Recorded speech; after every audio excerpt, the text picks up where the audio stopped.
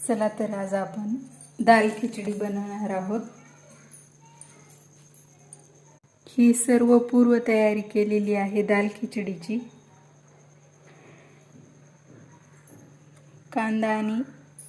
कांदा, टोमॅटो, बटाटा, कढीपत्ता, कोथिंबीर, लसूण, अद्रक आणि हिरवी मिरची पेस्ट।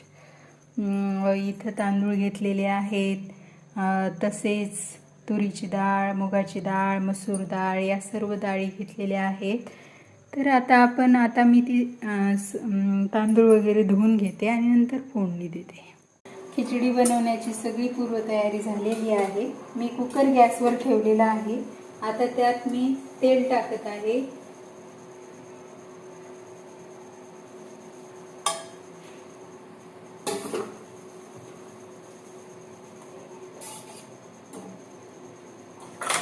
तेल गरम झाल्यानंतर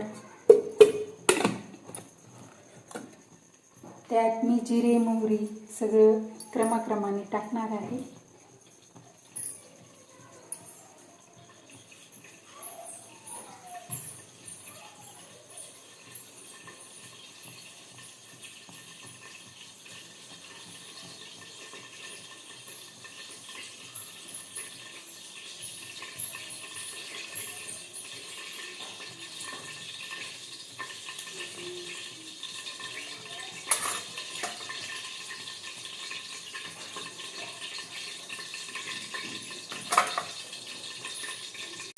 अद्रक लसूणची पेस्ट टाकत आहे।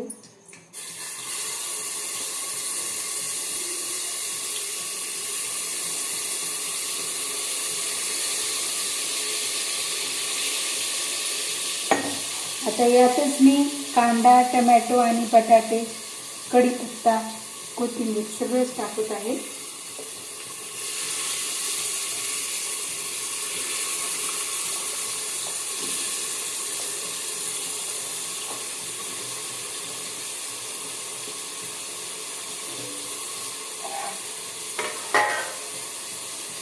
शेंगदाणे पण टाकत आहे।